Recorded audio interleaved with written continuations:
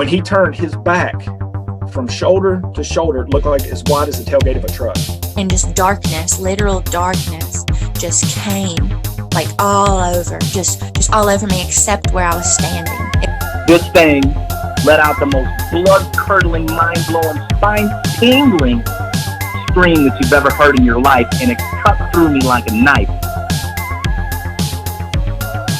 And I knew that they were going to take me. I just knew it. And then the next thing I can remember is being levitated. Well, when I look in there, I see two big eyes staring back at me. Hello and welcome. You're listening to the Bump Podcast, a place for the believers of the unexplained, monsters, and paranormal. Join us, and we'll go face to face with what goes bump in the night.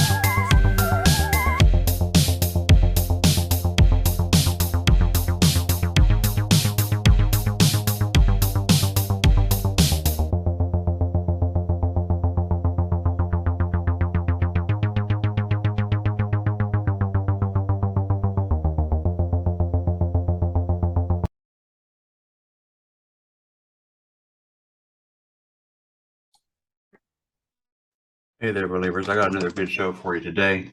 Today, I'm bringing on Ron Howes. He is a veteran and also really into Bigfoot. He does a lot of work doing like fun drives and stuff like that. And he has a convention coming up on October 29th that I wanted him to talk about. It's called Squatch and Treat Fest. They're going to have vendors, Bigfoot themed merch, food, guest speakers, a parade and treats. It's set up. I'll let him do all the talking about it. It's in Pennsylvania, actually, in Roscoe, Pennsylvania. Funded by the American Legion, I believe is who's putting it on.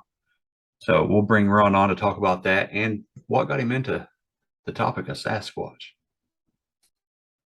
While we wait for Ron, I want to tell everybody Happy Halloween. I don't know if I'm doing a Halloween special yet or not. This episode releases on the 26th, and this is the evening of the 24th. I have no more content. I canceled a bunch of shows due to some stuff going on here at home. But I'm trying to get those interviews back up, but I haven't had a chance to lift my head up. I haven't had an opportunity to record a Halloween special or anything like that like I've done in the past. So I might re-air one of those on Halloween. But I hate for the spooky season to go by without at least saying Happy Halloween. Despite things being as they have been here. A couple of you know what I'm talking about, but I'm not going to go into depth on here, not now. But despite that, I still managed to get out with the guys from Sword and Staff podcast and Ward Heine from the Dark Holler film series and a few other guys, David and Travis and Cole. We all got together and did some work for an upcoming documentary series called Shadow Appalachia. Super cool. Pumped to do it. You guys are going to love it. I know you will. I'm very excited to be a part of this. I'm not going to name drop, but there's supposed to be a handful of other people coming in on this that I'm excited to maybe finally get to work with or around. So we'll see. I'll quit babbling. Thank you guys for joining on Patreon and the website. However you want to join, I just really appreciate the support. Don't forget the store is back open with limited merch, but it's open. So if you want to remember anybody for the holiday season, now is the time. 'Tis the season. And we'll go ahead and bring Ron on now.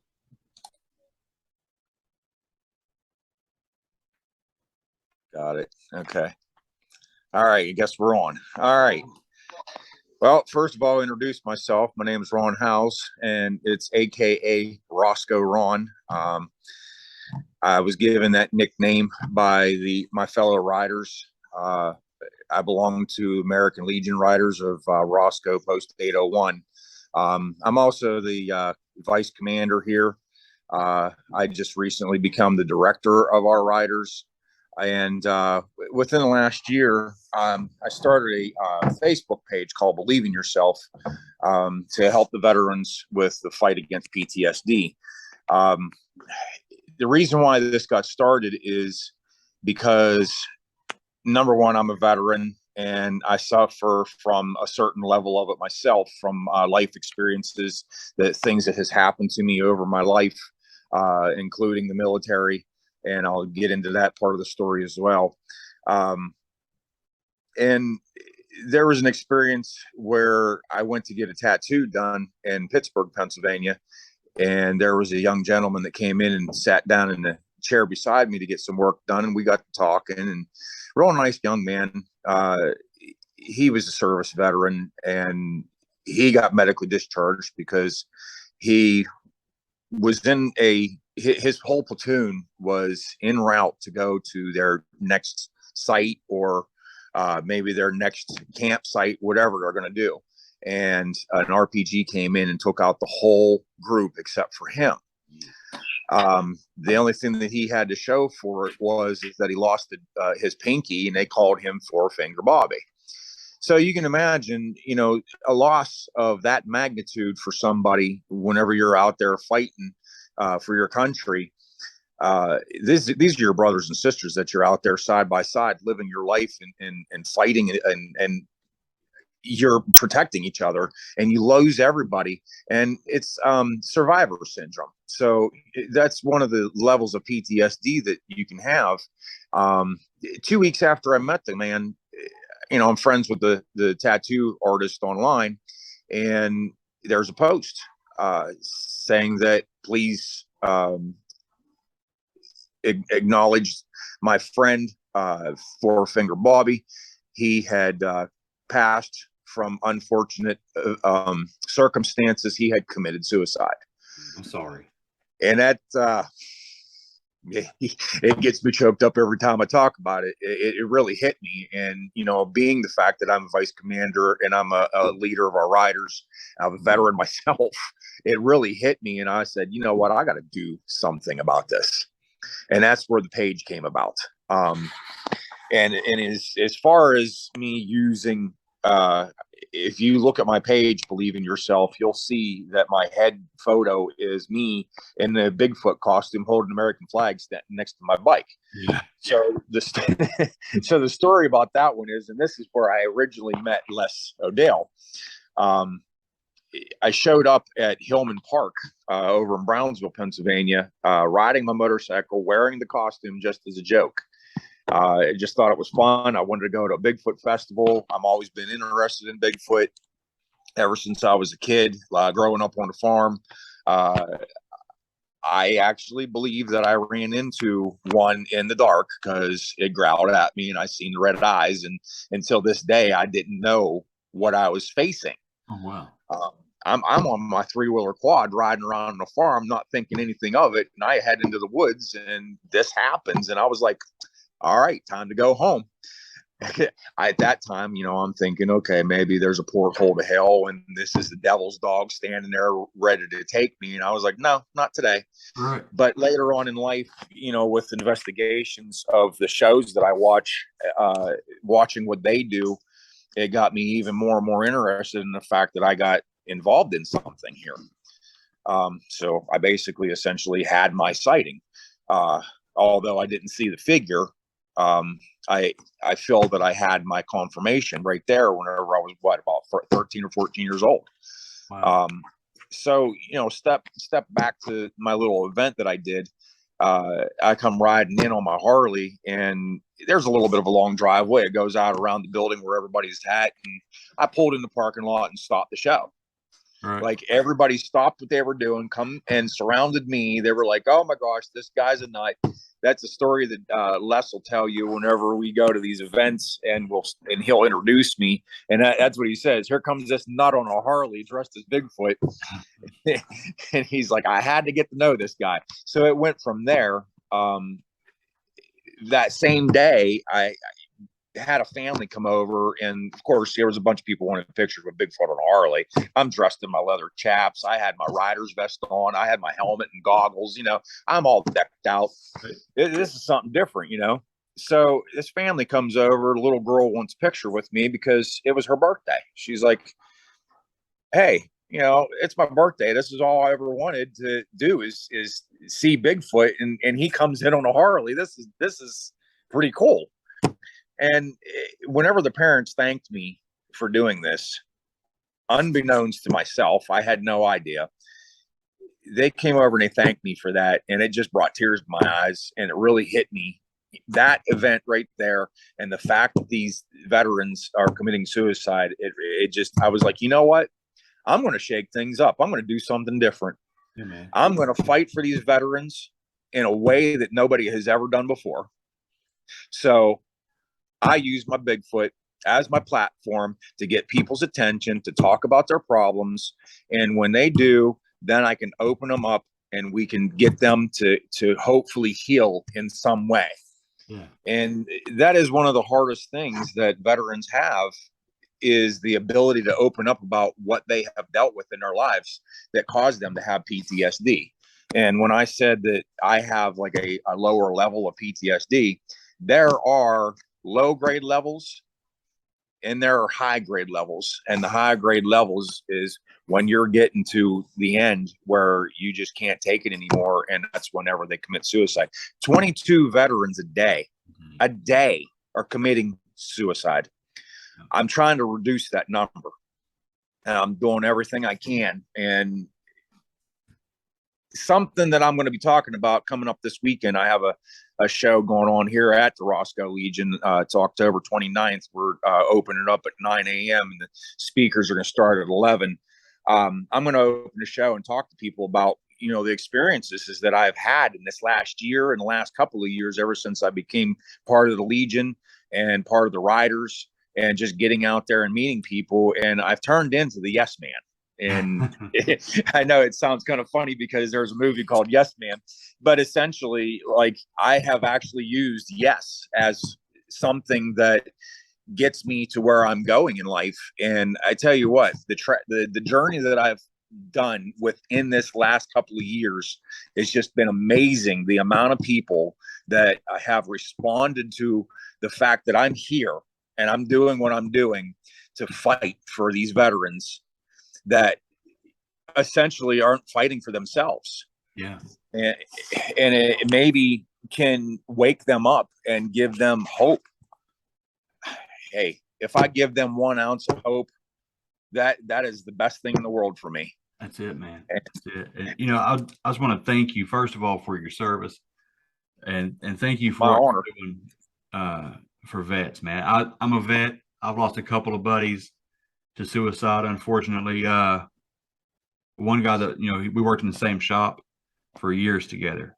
And another one, he was a master sergeant, actually. And the way he went, it was suicide by police.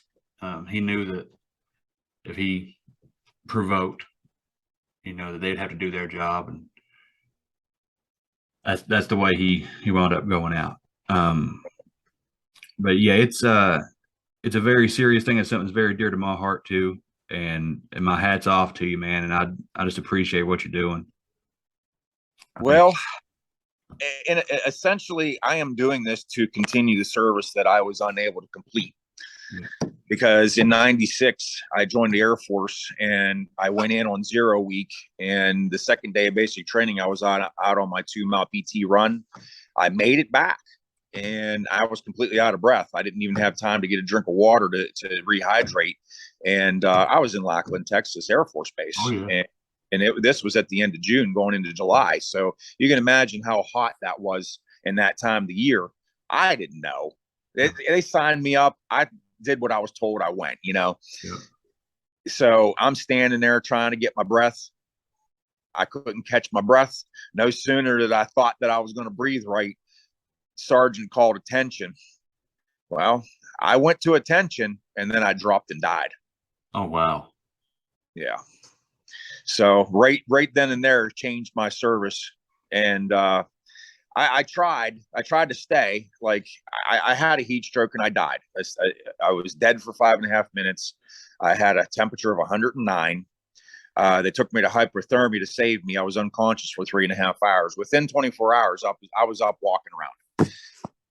You can imagine the doctor come walking into my room after all of what he went through trying to save me. Yeah. Looking at me getting up out of my bed, walking around my room, and he was just like, wow, like, you are a miracle. Yep. Well, I look at it as God didn't want me yet. He still had something for me to do. That's it. And you're doing it now. And that's the way I look at it. I was not able to continue my service because I did try to stay. The doctor gave me an ultimatum. He says, you can leave now. No harm, no foul. We'll give you medical discharge. It's honorable. You can go home right now. He says, or we can put you in a medical hold facility, get you rehabilitated, get you back in training. No lie. I looked that doctor right in the eye and I says, I didn't come here to quit. Right. He was like, all right, let's do what we got to do, you know. So I went into medical hold. I was in there for 3 months.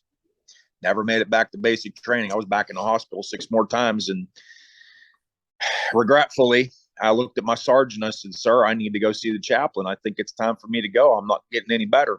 Yeah. He said, it's quite all right. I understand. So at that time, they sent me home with a DD-214, which years later gave me the opportunity to join the Legion and what I'm doing now.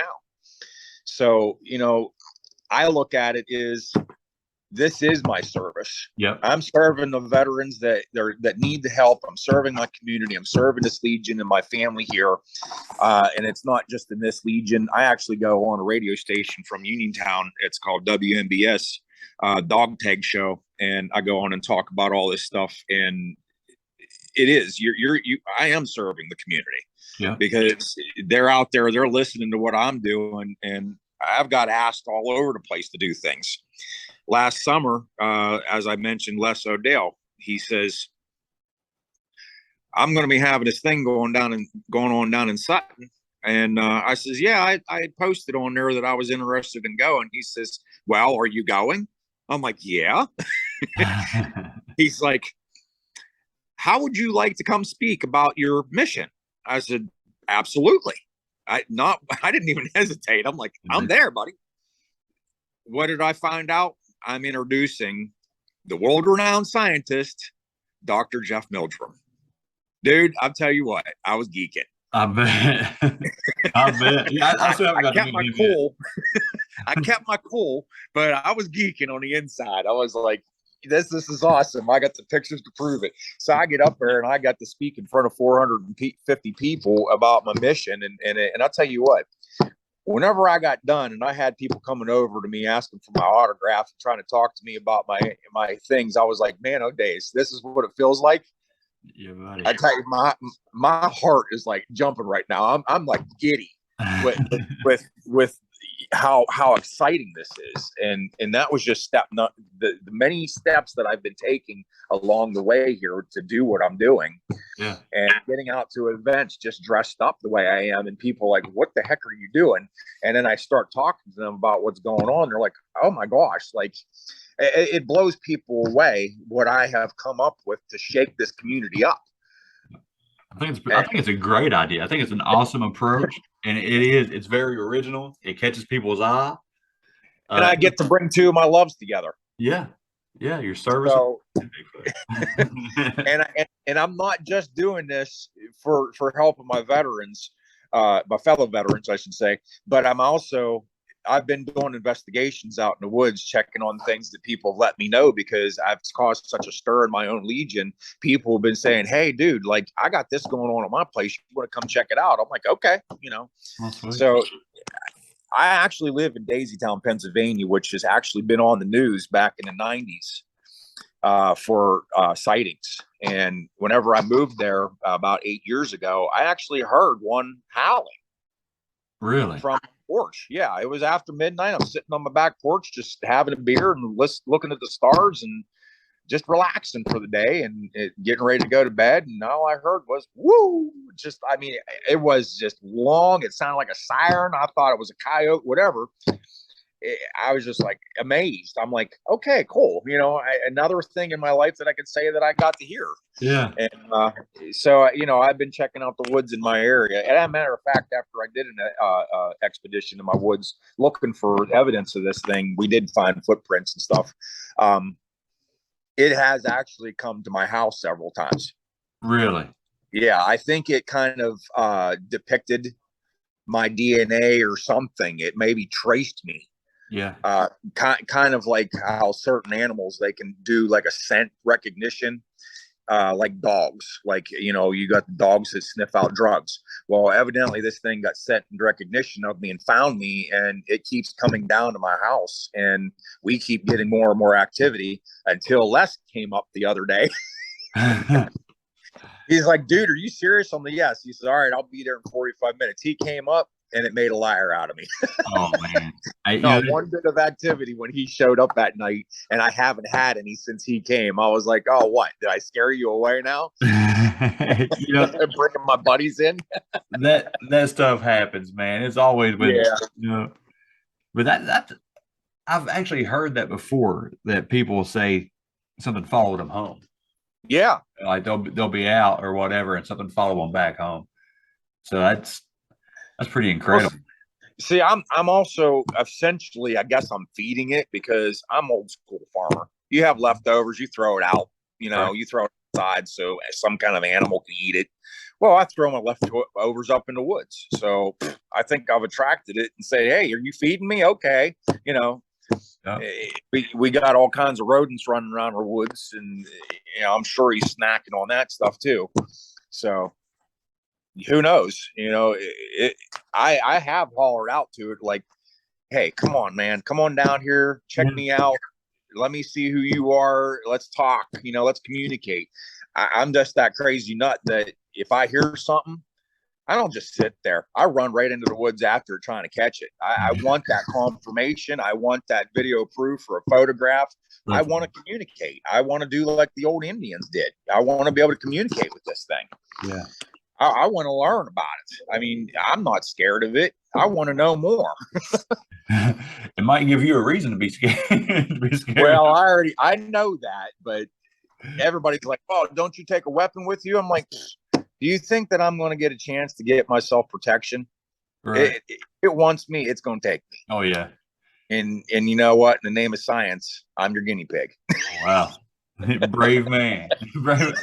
Hey, Ron, tell me about what you have going on this weekend, this coming weekend. Okay. So again, with me being part of the Legion down here in Roscoe, Pennsylvania, I wanted to bring both of my loves together once again. I have put together a squatch and treat, is what we ended up calling it. Daniel Benoit is helping me with this event. This is my first event, and it's in my Legion here. You can probably see I'm sitting in the hall right now. That's our screen. Oh yeah. And flag in the hall. I'll try to turn this around. You can see our hall here. There it is. So I could probably seat about a couple hundred people in here, maybe more. I'm going to have it all set up for the speakers and some vendors and stuff. We have food trucks coming. We got street tacos, ice cream. Probably got about 10 or 12 different vendors coming. Most of them are Bigfoot related. And of course, Bigfoot will be here. Oh yeah. You're one and only here. There you go. But we'll open the ceremonies with the traditional Legion way. We'll do a prayer, and I'll start talking about PTSD, and then go into some of my discoveries in the woods, and then I'll turn it over to the other speakers. So Daniel Benoit is going to be here from ECBRO, if anybody knows who he is, which I'm sure they do because he's been around for a long time. Oh, yeah. He's got a lot of exciting things going on his end from down in Virginia. We met at one of those events where I met Dale at Les O'Dale. I started posting my event on all over different places that I have joined, and I posted it on Pennsylvania Bigfoot Project. Mary Fabian and Bill Rigby. Mm-hmm. I'm not sure if I'm saying that right. Well, Mary had asked me about coming down to being a vendor, and I said absolutely, more the merrier. Well, now she's going to be speaking with us and talking about her encounters. They were just out in Oklahoma recently. I didn't get to see that podcast yet. I believe it's supposed to be tomorrow off of their podcast page that Bill does, and I guess Bill's going to come down and check this out. There's a new fella. He's been involved with the Fayette County Bigfoot researchers, and that's who I'm friends with as well. And that's where I was going to their events. He's going to be coming. He's going to have his wood crafts, and I'm going to have him come up and speak about his encounters, because he's in the paranormal realm and some Bigfoot stuff. Daniel is going to be speaking, and Les O'Dell's going to be coming. Nice. So we got a nice little group of people that we're going to have up here speaking and cause a stir around here, because Roscoe's never seen anything like this. So that's what I'm all about, shaking things up and bringing new things to the table. I'm not quiet. Yeah, that's all right, man. That's what we need. That's what we need. Believe in yourself. There's a Facebook page for it, right? Yes, it's all capital letters. Believe in yourself. And essentially it comes with, this is the reason why I chose that for my page name, is because if you take a look at the Bigfoot world, where certain people don't believe in Bigfoot. Right. Okay. You see these posts out there, the people doing the memes and stuff on Facebook say, "Oh, believe in Bigfoot because he is real," stuff like that. Here's Daryl. Here's the Jack Sling Sasquatch. Like, they're just, and my all-time favorite one, I have to put this out there, is Harry and the Hendersons. Oh, yeah. Harry is one of the most, excuse me for saying, as badass Bigfoots out there. He is, man. Like that's it right there. I wish they could make another one, but I know the gentleman that played the character had passed away some years back. Yeah. The other guy that I would love to meet is Mr. Gimlin, because he's like the pinnacle of all this. Yeah. But to go back to the name, believe in yourself. So I used to say to people, because people don't believe in Bigfoot, like, people are like, "Oh, that's just a bunch of hooey. You're crazy for thinking that thing's real." Mm. And not to bring religion into this, but I'll look at people and say, "Okay, well, are you Christian? Do you believe in God?" And they said, "Well, yeah." And I said, "Well, if you can believe in God, do you have to see God to believe in God?" And they said, "No." I said, "Well, then what's to say that there isn't a Bigfoot?" I believe in God. I believe that there is a Bigfoot. I believe there are other creatures out there that we haven't discovered yet. Oh, yeah, for sure. So if you can believe in Bigfoot, why can't you believe in yourself? There you go. So that's where the name came from. Believe in yourself. That's the first step in everything that I do in my motivational speaking, which I've been dubbed recently. I never thought of it that way, but that's what it is. Motivational speaker. I get people to try to believe in themselves. And if you're going to believe in yourself, then you're not going to commit suicide. Amen. That's it. So you're right. That's where it all starts. Yeah, that's right. You're putting that little seed of love back into them for themselves. Yeah. There's just that little hitch whenever you say that phrase. Yeah. Believe in yourself. Yeah, that's good. How can you forget that? Right. That's good. Now, you kind of glazed over a couple of things that stuck out to me with these. All right, you're on a 3-wheeler. Go for it. You're on a 3-wheeler.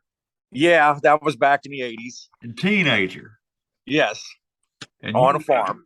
And you run how close to this creature that you thought may have been? I would imagine from the distance, from what I could see the eyes in the dark, I was probably about right around 200 feet, maybe. Oh, wow. I did not see it. I saw the eyes and I heard it growl. And that's not the first time that I've been that close to it and could not see it. Like I said, I've been getting activity in my backyard, and most of the time my wife will step out the back door to let the dog go outside for the night. Well, not to stay out, but to do his business before we go to bed. And she'll be like, "Ron, I seen the eyes again." I'm like, "Oh, okay." So shoes go on, out the door I go. Wow. and there was a little bit of rustling going on over there, and it's always in the same spot. It's right behind my shed in the corner of the property, right in the wood line. Yeah. And so I went straight, and there's like a little bit of an upgrade, and it's a steep bank, and then it's flat, goes through the fence and into the woods. So I am about 200 feet away from this thing in the dark, and I didn't even see it standing there. And a deer drew my attention. So I flashed a flashlight over towards the deer that was over to my left. And I'm standing there watching its eyes blink with the shine. Yeah. So now I'm distracted by this deer. I heard bop, bop, bop, bop, bop, bop, bop on my right. And I'm like, okay, that wasn't a buck standing there in the weeds. Right. That thing was standing right there watching me, and I didn't even see it. Oh, wow. So there's been multiple times in my life where I've been within 200 to 300 feet of it and didn't even know it was there. Right. How off the ground are these eyes? Are we talking like human level? Well, are we talking like 8 foot, or can you tell? I know it's hard when this is the smaller one out of the three. Yeah. So I kind of believe that this is the young one.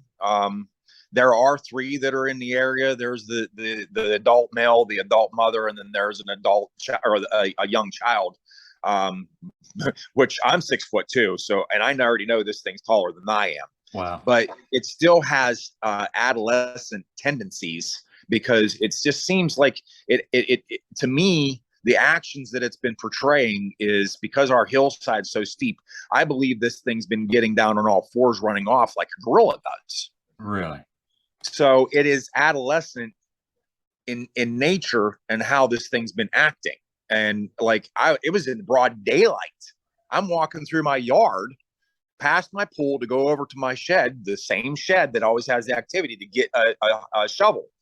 And I'm walking past my pool, and step for step, I can hear, not deer footsteps, I could hear what sounds to be a human footstep walking in the woods. Yep. And I stopped, and I can still hear these footsteps. And just the way I am, I hollered at it. Yep. I'm like, what? Who's up there? What are you doing? Why are you here? What's going on? You know, I'll just start asking random questions. Well, it stopped, and then next thing you know, I heard a noise over there where I usually have the activity, and I hollered over there, and I'm like, who's up there?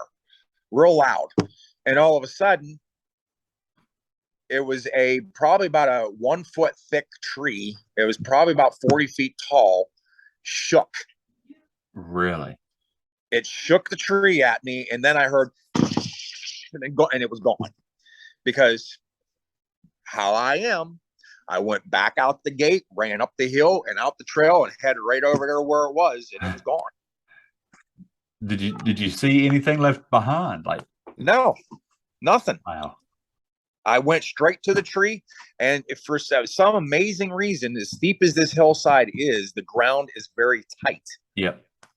And that's one of the things that I was looking to see. Like, I mean, because you can see rodent tracks, because we have a lot of weasels. What are those called? Minks. Yep. There's rabbits. There's groundhogs. We have foxes. As a matter of fact, my fiance said over there in that same spot by the shed, there was a bobcat in our yard. Wow. I was like, oh my gosh, you need to get a picture of that next time. She's like, I am not opening the door if I see that thing. Because we have a 130-pound German Shepherd, and it was as big as him. Wow. And she's, no way, I'm not opening it for that thing. Wow. That sounds almost like a mountain lion or a lynx at least. Yeah, but it was a bobcat. Yeah. And which we are known to have them around our area. Oh yeah, we have bobcats here too. And that's why everybody says, dude, why don't you take a weapon with you? Like, you can run across these things.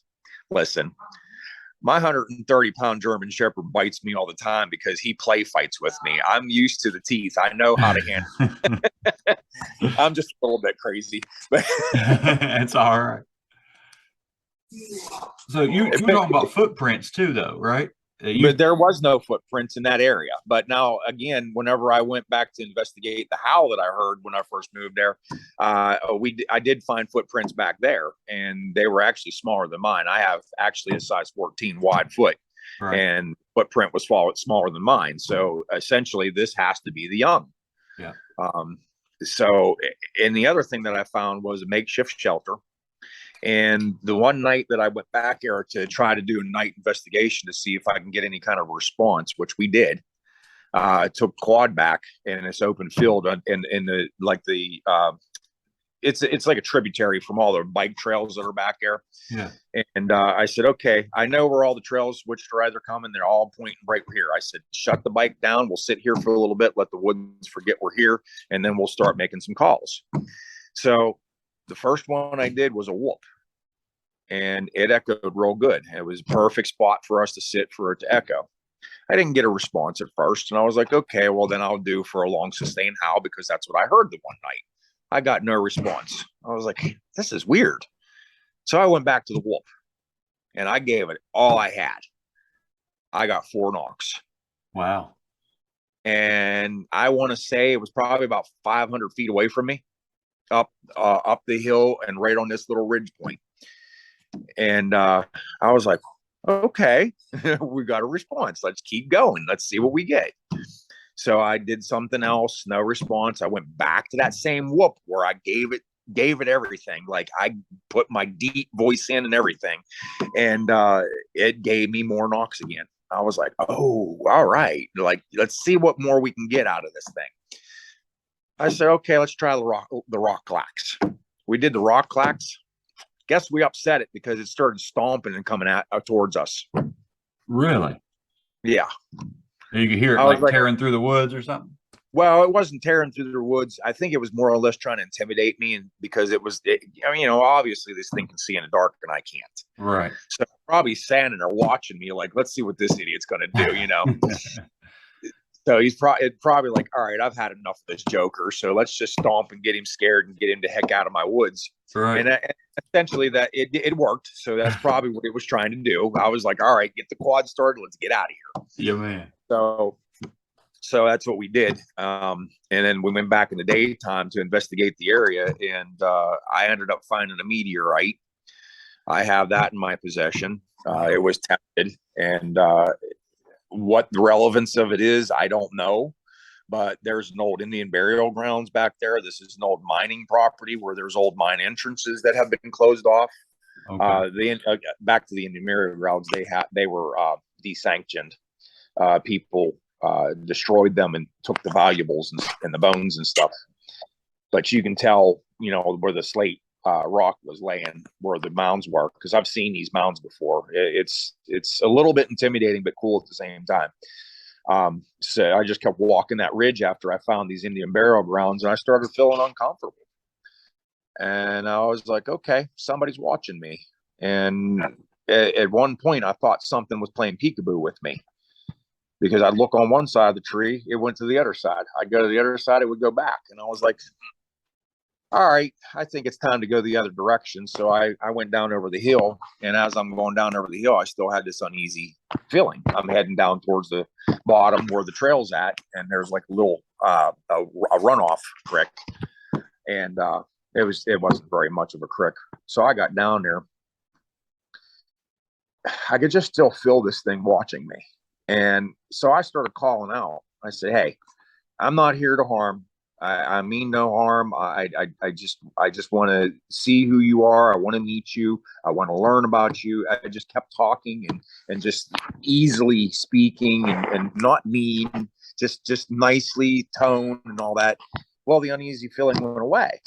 So I get down to the creek and I look down. There's footprints in the creek. Mind you, water's running through, so I can't get a cast, obviously. So I'm walking the creek. And I looked over, and here's a makeshift shelter, and it looked like there was a spot of mud on the tree. And what it looked like was it was a marking, like the parent is teaching the young. That's what it looked like to me. It was like a training ground. So I started walking over towards what looked like to be a shelter to see if I can get any hair, foot, hand, because it's going to have to sit down and crawl in underneath of this thing. Right. I thought, well, maybe I'll find a handprint because that would be cool. I couldn't get near it. The uneasy feeling came back 10 times full. Wow. I was like, Okay, I got the hint. Yeah. I turned around, I climbed up out of that, and I walked up the trail to meet up with the other guys. They were on their quads, and I says, there's just something about that ridge up there. I says that we still got to get up there. I got to find out what, because that's where that noise knocking was coming from. So I climbed up back up there, and sure enough, I found the spot where it was standing because there was another tree with a circle of mud, and I took a picture of it. And somebody was looking at this picture, and they says, "Dude, look really close at that mud print on the tree." I said, "Okay, explain to me what you think you see." They said, "That's a handprint." It wasn't a circle. It was a handprint of mud on the tree. Wow. So I'm up there investigating that, and I got the pictures of it.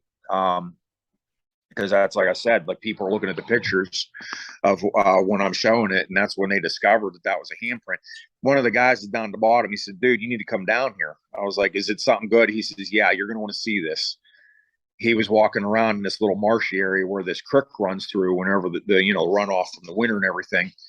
Found a footprint underneath the leaves, same size as what I saw in the creek. Really? So there's definitely activity. There's been a lot of people that I know up in that area behind my house. Yeah. Lived there for a long time, and they confirmed with me that they have seen what looked to be a mother and a young one. Somewhere in our area, somebody has a trail cam picture of one, and it looked to be the male. And again, like I said, that there was an investigation up there because they had found footprints by the church up on top of the hill. So one of my buddies up there, I says, him and I were talking one day. I says, I want to go back up there and I want to check things out again because I just know this thing's got to be still living here because I can't keep getting this activity. So I went up there and met up with him. We went back in the woods, and he says, "There's something I want to take you to and to see if it's still here." There was supposedly an upside down tree back there. Wow. And he said, "Well, that was back in 2010.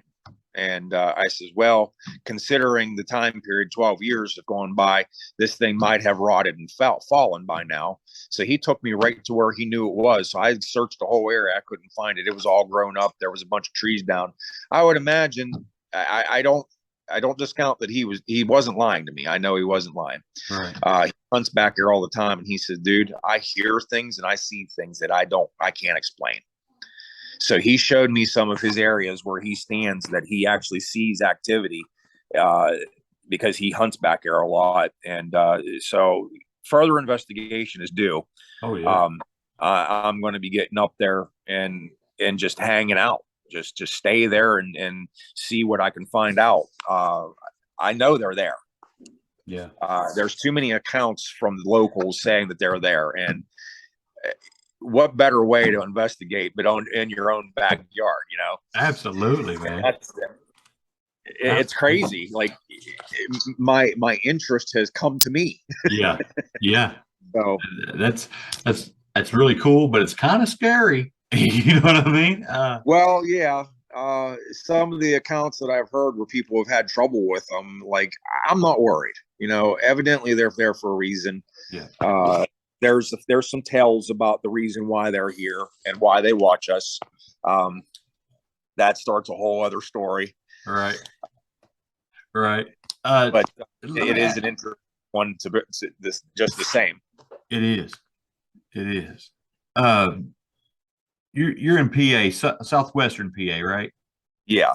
Are you in Greene County by chance? No, I'm in Washington County. Washington County. Are you close to Greene County? Yes. Just on the other side of the river from me. Okay. Because I've heard a lot of high strangeness from specifically Greene County, PA. Like, well, I'm not far from it's the Mon River. Yeah. It's not that far from me because I grew up in Deemston, which is in Fredericktown area. Okay. Fredericktown is right next to the river. People may have heard about the floods back in the 80s. There's locks down there, and some people have told me, they actually sent me, I have to find this video.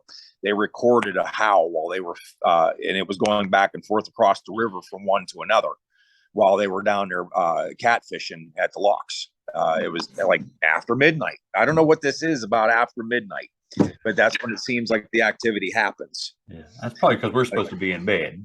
Yeah. You know?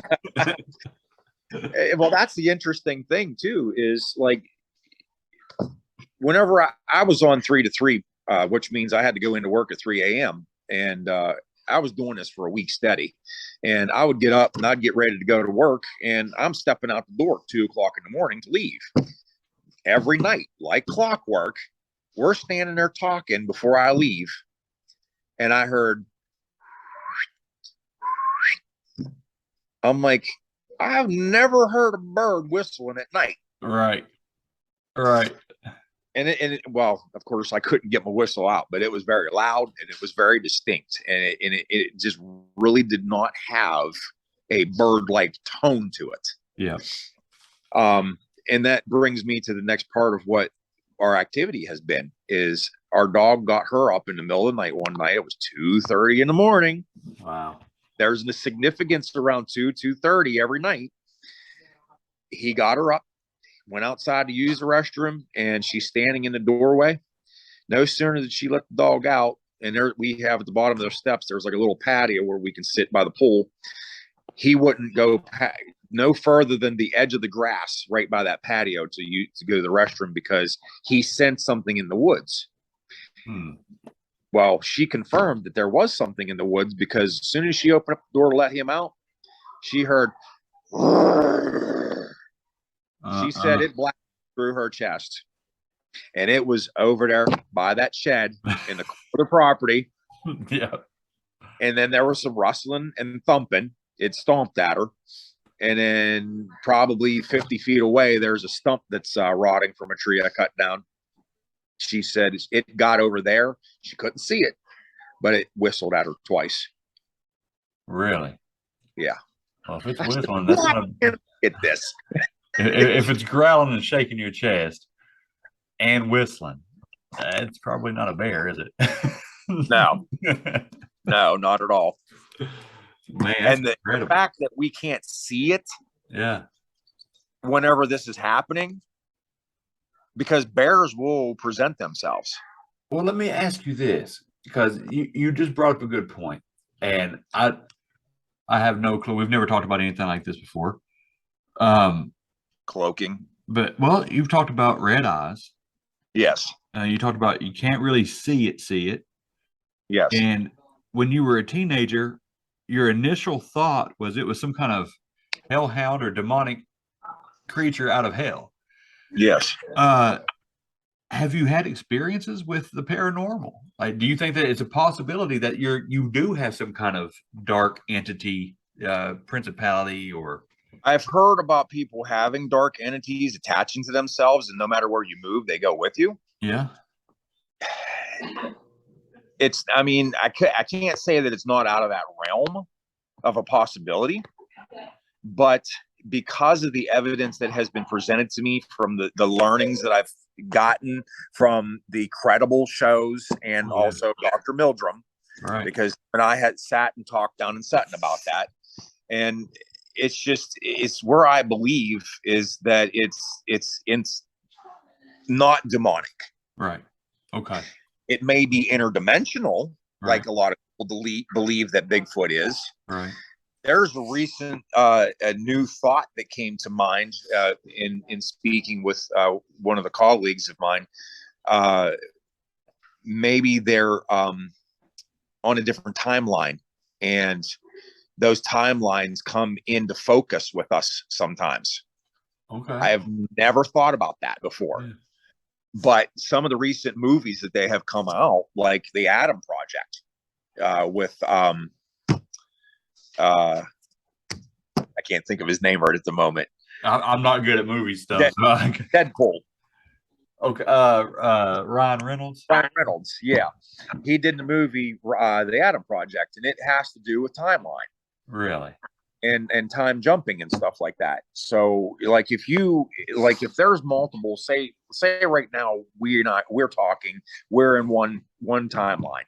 Right. Well, people talk about glitches, and they see glitches happen, and it confuses them, and they're wondering how something happened. Just as simple as I was watching a TikTok the other day where this girl was working in a restaurant and she's cutting a lemon.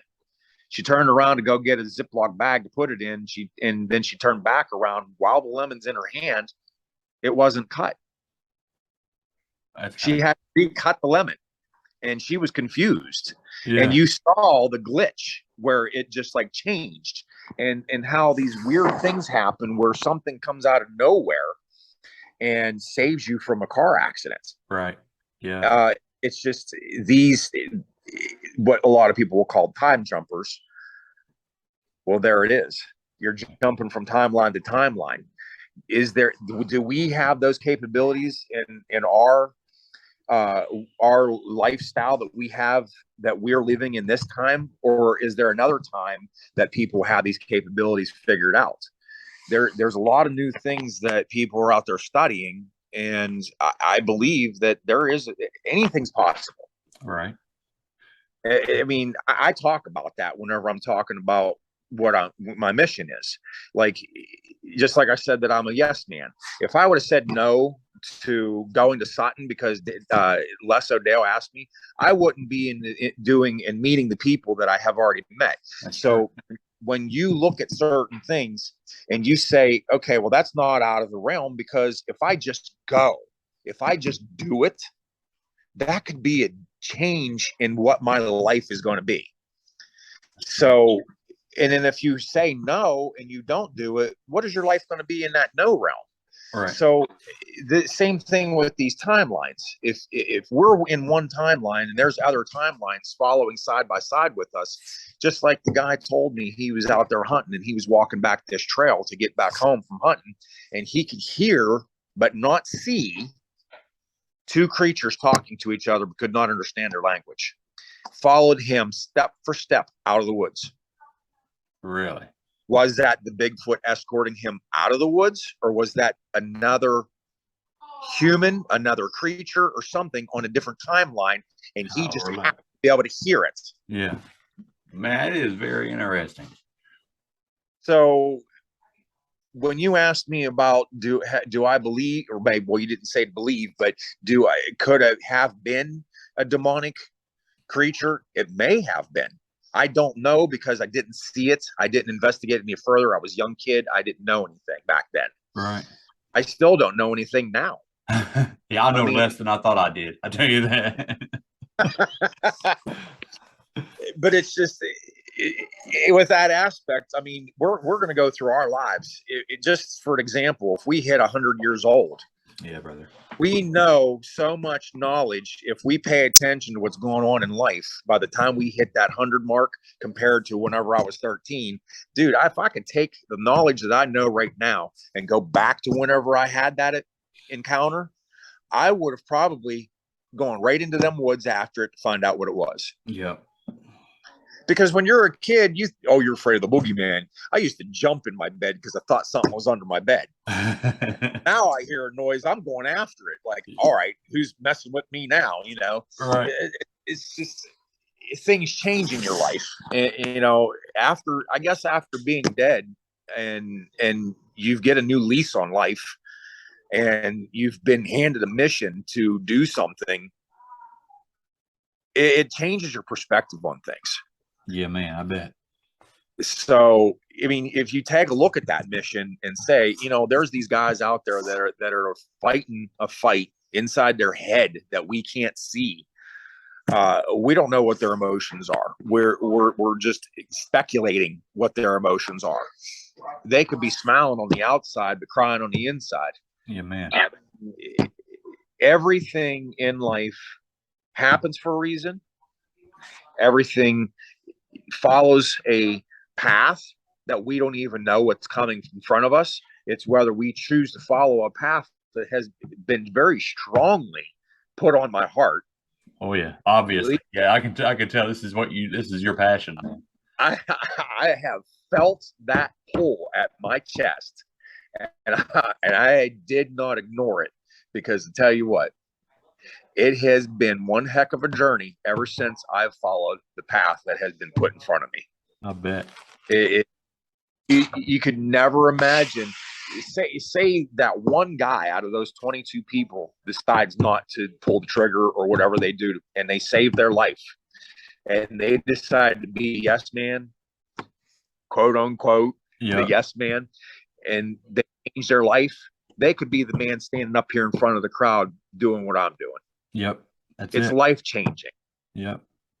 It is life changing. I never in a million years thought that I would be doing the things that I'm doing. I never thought in a million years I'd be meeting the people that I'm meeting. And as a child, being as shy as I was back in the day, I would never have thought years I'd be standing in front of a crowd being totally comfortable and happy doing what I'm doing. That power putting into my heart to be able to do that. But you know what? I'm glad you're doing it, and you're doing the Lord's work, man. I really think so. Yeah, anything you're doing, I believe it. Yeah, you're trying to help vets out. You're trying to at least let them know they're not alone, that they're being heard, that somebody loves them.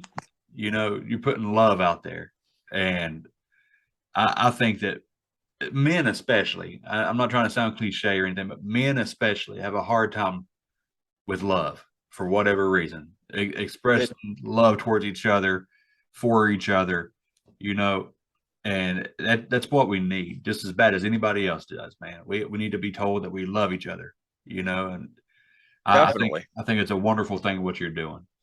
Hats off to you, man. Thank you. I appreciate that. For real. I do. I mean, I know, you know, with me being in the Legion, I mean, it's a different world here too, because I've always been interested in motorcycles. Oh, yeah. You know, the smell of the fumes has just been running through my veins all my life. I mean, I be a bouncer at a biker bar just so I could be around the bikes. You know, I just buckled down and bought one, and then finally I bought one. I joined the Legion, and I joined the Legion Riders, and now I'm their director. It's phenomenal, the life that it is, because that's another thing that I try to talk to people and educate them with, is because I'm a biker and we do wear a vest, yeah, to let people know who we are. Well, some people get intimidated by that, yeah, because of what the past, you know. I try to open people's eyes and say, hey, we're not the bad people that people used to project us as. Right. There might still be some people out there like that, but here are men and women that entered this building that we call Legion because they either served, or they're a son or a daughter of somebody that served, or a grandchild of somebody that served. They're here to honor that service. Yep. And when we come here to honor that service, we do all kinds of things to help the community. Whenever a veteran has fallen and their spirit has moved on, we go to that service and we do a prayer in mass. Believe me, whenever my brothers and sisters come together, we come together big. That's good. And then we stand and we pray, and we pray for that family. We pray for that soul that is leaving us. We go and we honor 9/11. We go and honor our veterans from past wars. I'm part of the honor guard, where we go and we shoot the rifles in honor of these fallen soldiers. You know, I mean, it starts way back. I mean, these people fought for our freedoms. What is not to honor there? Right. And that's where I'm at with this. It's just, I have to honor that. I may have not been able to get out there and fight that battle like they did, but I'm going to help you when you get back. There you go. You're definitely serving, buddy. You're definitely serving.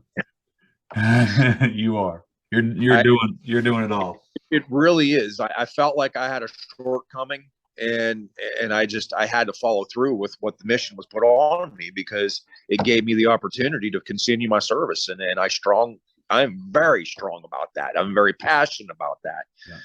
I mean, I'm like this close to becoming an ordained minister. Do it. I've really been thinking about doing that. I have a couple of cousins in my family, and this is funny because, like, you look at whenever I was in the service and I had my heat stroke, yeah, a couple of my cousins, they decided to join the Air Force as well. And my aunt messages me. She says, "You want to know something?" She says, "I always knew you had." My aunt's my biggest fan. Uh, she says, "I always knew you had this in you." She says, "You've been a good kid ever since you were young, as far as like back as I can remember." She says, "You set an example on that Air Force base." I was like, "What are you talking about?" She says, "You know, your cousin Matthew joined the same Air Force base. He went down there for physical training to start doing what he's doing now." And she says, "You know, your name was brought up." I'm like, "What? Are you serious?" They used me as an example to make sure you hydrate, make sure you stretch, and make sure you do this, and make sure you do that. They used my name as an example and what happened to me. Wow. In Lackland, Texas Air Force Base.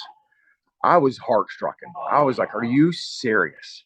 That wow, like, my misfortune is helping people. Yeah. Yeah. That's sometimes that's how we're used, man. How the Lord wants to use us. Life. That's it. That's it. Well, man. Nothing but a footnote. I mean, well, Ron, is there anything else you want to mention or throw out there about events you have coming up or anything, or where people can find you at? Oh, I got a lot I can tell you. I can be down here all night and talk to you. October 29th, we have the event down here at Roscoe Legion. It's 520 Furlong Avenue, Roscoe, Pennsylvania. We'll be starting that up. The vendors will be getting ready real early, and the speakers will be starting at 11 o'clock. There's a community parade will be going through, and there's going to be trick-or-treating going on. And that's why we call it Squatch and Treat, because the vendors will probably be handing out candy. I got some of my local brothers from Bikers Helping Others. They're going to be coming down handing out candy as well. That's cute. Thank you. And my daughter come over and put these in front of me. Oh, I love it. So yeah, they'll be down here. There'll be trick-or-treating going on. There's an after party going on. We actually have our Legion party going on the night before. One of our sons of our Legion's got a band that's going to be coming down and playing. We're going to be dressed up, having food. So we're going to have a late night Friday night. Now I got to get up early and come down here and get my vendors set up and get the show going on the road. Sweet. It's going to be a busy weekend. Something else that I got planned is what we do for the riders is in January, we get together, all of us from all different legions. That's something else I didn't get to finish telling you on. That is being part of Legion Riders. I also became Region 1 Assistant Director. So I actually have command over like 15 other legions. Oh, wow. It's not like a command. It's like more of if information needs to be put out or any questions that they have, they can call me in and have me sit in on a meeting, and I can talk them through what they need help with. Or if they want me to come and speak about my mission, I've had a lot of them. A lot of them are going to be here Saturday from different legions. The Closet Bigfooters. Oh yeah. And that's another thing too that I failed to mention is that because I'm having a Bigfoot event in Legion, and a lot of these guys that I ride with are Closet Bigfooters, they actually came to me and told me what I was thinking. I just never spoke it. This is neutral ground. They feel comfortable coming here. So now they can open up and talk about the Bigfoot thing. So that's the same aspect that I'm trying to do, is get people talking about something silly like Bigfoot. Some people think it's silly, not most of us. Right. A lot of us think but just the simplest little thing to get you to talk about your problems and get you opened up can help you in a big way. So we're going to have a calendar party in January where all the riders come together and we sit down and we discuss our upcoming rides for the next season. So that way we're not overlapping rides. We can all make it to each other rides. I'm going to be putting something on the calendar of my own personal. I'm having another Bigfoot show, and I'm planning on putting it in July. I'm going to have a Friday night conference where it's a paid dinner, and you'll be able to sit down, and there's going to be speakers of different magnitudes. And then Saturday, we're going to kick off a Bigfoot show, and this is all going to be in the name of PTSD and our veterans. Yes. And I'm hoping to have a band after the end of the day, as far as that's concerned, and the people can stay and join. We have a hotel not too far from here, so I'm sure we're going to be packing house And hopefully Sunday I can get this figured out too. So it'll be a Friday, Saturday, Sunday event. There'll be a PTSD ride charity. Awesome. So Yeah, whatever we can get to come down, jump on your bikes, let's go do a benefit to raise some money for PTSD, because by the time I have this event set off, I'm going to be nonprofit, and I'm going to have an account available where people can send donations in. And what are these donations going to be before? Two things. One, it's going to help me with the traveling expenses, because I've been invited to Sutton, West Virginia again next year. I'm going to be the MC for Daniel Benoit's event in Virginia. Yeah. And I'm also heard talkings about me going to North Carolina to talk about what I'm doing. Nice. So there's traveling expenses there. And the most important part of what I want to do these donations for is, for some ungodly reason, that somebody follows through with their fight against the PTSD, that they fail to fight that fight, that the family has a way to go to somebody and say, hey, we're a little bit short on funds to take care of this funeral. Can you help us? Yeah, man. I want to make that loss as easy as I possibly can. And if I have the funds available, that's what I want to do to help these people. Wonderful. So that's wonderful. Well, and it doesn't stop there, because whenever I do stuff big. So it's just whether I can get everything put in place. The plans are already in works, and some messages have been put out there to some big name people to try to get them to come in and join me with this. That'd be great. No holds barred. There you go. There you go. And I have a feeling that you'll succeed at this. I think it's going to work out. I really do. And if it's in the summertime next year, that's not deer season. So yeah. Yeah, and I'm off in the summers. I'm a teacher, so in the summertime, I'm off. Holler at me, and I'll try to come up. Well, see, that's another thing that I'm going to try to do. Not only do I want to have people here for the Bigfoot, I want to have people here for PTSD. A buddy, I'll talk to you in a minute, honey. I have a buddy that just joined a association called ARC, and they help veterans that have misfortune, that maybe they have PTSD, maybe they have an alcohol or drug abuse problem caused by the PTSD, or illnesses, or loss of limbs, like any number of things that could be out there that causes them to have these problems. There's housing available that is in better standings than that maybe a home that they're living in. They go in and they help them. And he's going to be, I'm having him come to be part of this event, have a table sitting there with the information for his company, and he can sit and talk to them. I want people to be here to be able to talk to people and get the information. Suicide hotline, 988. Dial that number if you ever have that problem feeling like you want to do something that you don't need to do. There are loved ones out there. It don't matter who they are. It doesn't even have to be blood. Because I found that out being in Legion. Just like I tell you, I got so many Legions that I'm friends with. It's not friends, it's family. That's it. These are people that are out there fighting the fight just like we are. Yeah. I'm going to have all kinds of walks of life of people down here trying to do what they can to help these people. I'm reaching out to our local college, which is California College. They have a TV and radio station that goes mobile. I'm going to try to get them come down here, and I'm going to have them present. I'm going to get WMBS down here, Dog Tag Show. Those guys have a program with the Mariana Sportsman's Club where you can go hunt, fish, whatever, and they are reaching out to veterans as well. So we're fighting a fight together. We got to stick together. Yeah, man. Reach out. I can't express that enough. Reach out to people, reach out to veterans, whether they want to talk to you or not.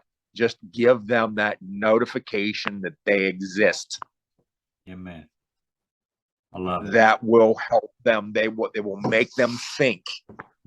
And believe me, I'm that guy that tries to make you think. So it's been rubbing off. So I'm gonna try to get people to follow me here. So go to my page, Believe in Yourself. You'll see me on there, dressed up as Bigfoot next to my bike, holding an American flag. You can't miss the page. That's right. Please That's join right. my page, follow my events. There's things that I share on there to hopefully pick you up.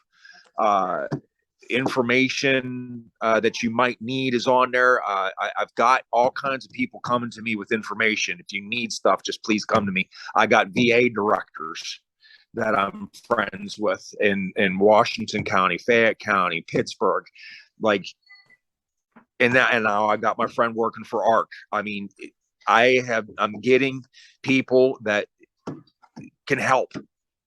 So reach out to me, please. I'm here. That's what I'm doing. I want to help in every way I can. Awesome. Awesome. I have my phone with me at all times, so I could be at work and you could text me. I'll be like, all right, let's talk a little bit, So if you want to share, hesitate. if you want to share your contact information, if there's an email specifically you want them to use or a phone number you want them to use, shoot that to me in Messenger and I'll put it in the show notes. That way people will be able to get a hold of you directly. I'll put the link to your Facebook page on there too. That's the only thing I have right now. My own personal email that you just received tonight. Yeah. They can read that one for now. Once my page kicks off a little bit more, I'm going to probably get its own email. And I'm going to get a hotline number set up as well, because I have all kinds of people that are joining my mission with me, and we're getting some things rolling that I would never imagined that I'd have ever seen before. And it's a lot of good things to come. Just stick with me and be patient, and you'll see. You'll see what's coming. It's going to be a journey. Life is a journey. Yes, it is. We got to stick with it. That's it. Ron, I love you, man. You're doing, like I said, you're doing the Lord's work, buddy. I believe in that. I believe in you. I believe in you. You know what I mean? Thank you so much for coming on. I know we've I had to rearrange the schedules and stuff before, but I really appreciate you coming on the show. Well, thank you for having me. I like I told you, I take every opportunity to get the word out, man. It's just anything I can do. I've been invited to motorcycle churches. I mean, any way we could do it. Yeah. We got it. We got to do this. We got to help. You're right. I mean, I know there's all kinds of organizations out there, but it just takes that one extra organization to reach that one person that didn't have the knowledge of it before. Okay. I mean, you could have 50 organizations out there helping these vets, but it just takes that one moment of seeing something new and something different that sparks you, and you want to reach out to that. Yeah. That's my goal. There you go. Because if you see something crazy happening, it's probably because of me, and you're going to get your attention drawn to it. That's why I ride around on my motorcycle with a Bigfoot costume on it. And they'll be like, what in the heck is this guy doing? When they find out, they know what's going on. There it is. That was the part of the mission that I have. I also have a mini monster truck that I'm building called Littlefoot, and I'm going to be using it for events. I can reach I'm 6'2". I reach my hand out. This truck's over 8 foot tall. Oh, wow. Yeah. That's going to be fun. I'm going to be driving to work every day. So, yeah, whenever you see that truck or you see my bike, you're going to know I'm at an event. So look for me. Come talk to me. Will do, brother. Will do. Ron, you have a good night. I thank you so much. And I'll have this episode out before Squatch and Treat, so people can come find you. All right. Have a good night, brother. You take care. Thank you. Hey, God bless. God bless.